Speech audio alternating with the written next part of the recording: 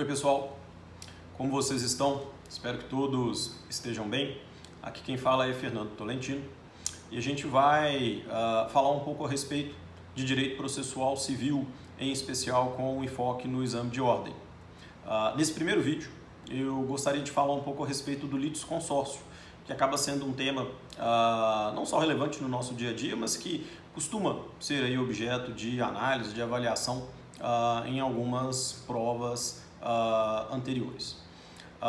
O litisconsórcio, como nós já sabemos, é aí a ideia da pluralidade de pessoas como autores ou réus, é a ideia do chamado cúmulo subjetivo, expressão essa utilizada por alguns autores, quando então nós temos várias pessoas na posição de autores ou várias pessoas na posição de réus, ou até mesmo essa situação em conjunto, né, o chamado litisconsórcio misto.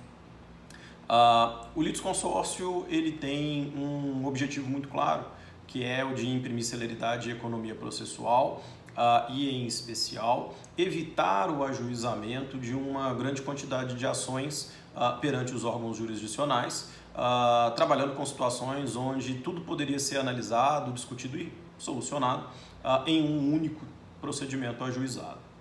Num primeiro momento, a gente precisa falar um pouco a respeito do artigo 113 do Código, que fala sobre as hipóteses de cabimento do litisconsórcio. A primeira delas diz respeito à comunhão de direitos ou obrigações. A gente pode imaginar uma situação onde temos uma ação ajuizada em face de dois co-devedores, há aí uma comunhão, né, de obrigações. Em segundo lugar, o Código traz como hipótese de cabimento a situação onde temos a conexão de causa de pedir ou pedido. Podemos aí trabalhar com a realidade de um eventual acidente de trânsito, onde o causador do acidente, futuro réu, traz prejuízos a 2, 3 ou 4 proprietários de veículos e essas pessoas se unem, movendo uma única ação buscando a reparação do dano material causado. Por fim, como terceira hipótese de cabimento prevista em lei, o litisconsórcio ele pode ser formado quando existe aí uma questão, uma afinidade de questão por ponto fático ou de direito.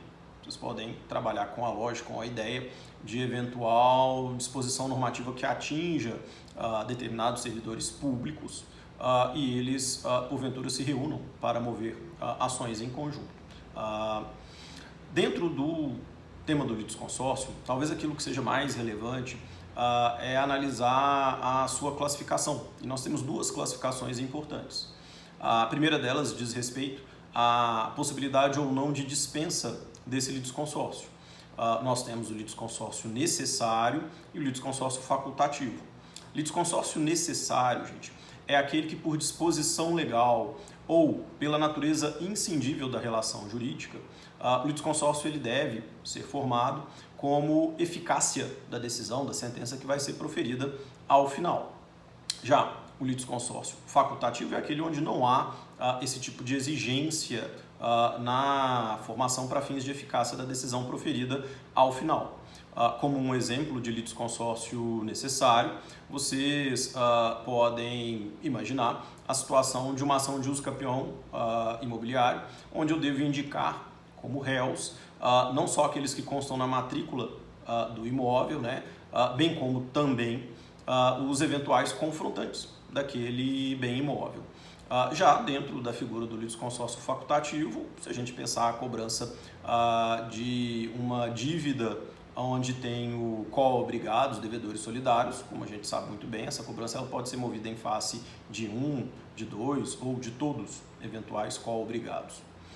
A segunda classificação relevante diz respeito à necessidade de termos ou não uma decisão uniforme naquele determinado caso.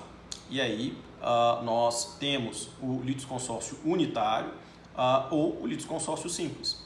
O litisconsórcio unitário é aquele onde, pela natureza do direito, da relação jurídica analisada, é necessário uma decisão uniforme no que diz respeito ao mérito para todos os litisconsórcios. Já no litisconsórcio simples, essa decisão uniforme ela não é exigida. Podemos ter aí decisões distintas para cada litisconsórcio.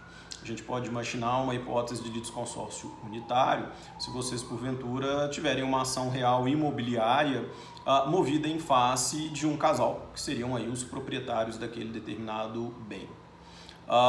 Por fim, eu gostaria de chamar a atenção de vocês para 4 pontos que são aí importantes e que costumam ser objeto de questionamento e cobrança em provas. O primeiro deles diz respeito a uma não confusão, uma não mistura entre litisconsórcio necessário e litisconsórcio unitário, gente. Litisconsórcio necessário é aquele que, por disposição legal ou pela natureza jurídica daquilo que se debate, daquilo que se discute no caso concreto, a eficácia da decisão depende da formação desse litisconsórcio.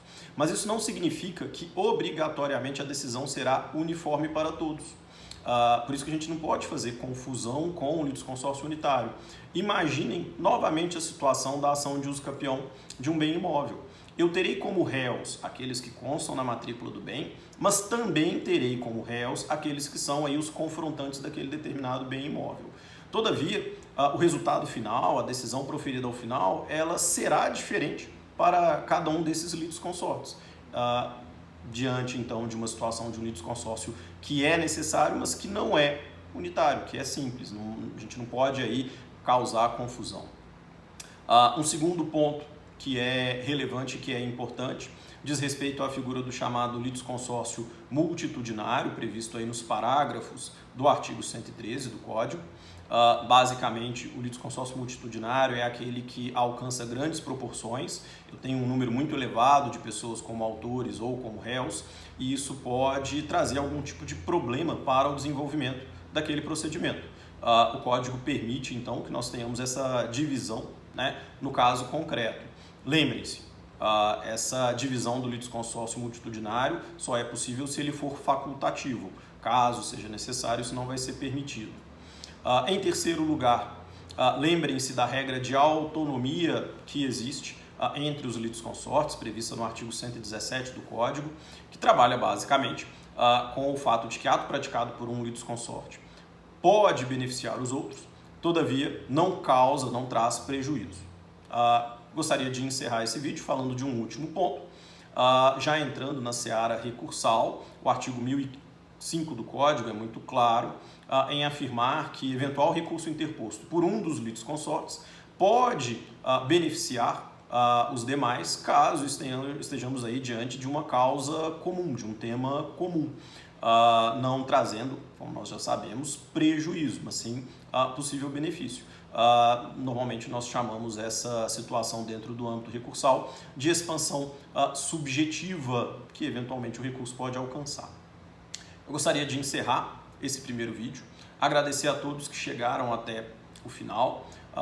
Caso tenham aí gostado do nosso conteúdo, eu peço que vocês compartilhem, até para que a gente consiga atingir o maior número de pessoas que porventura estejam aí estudando o direito processual civil para a primeira etapa do exame de ordem. Um abraço!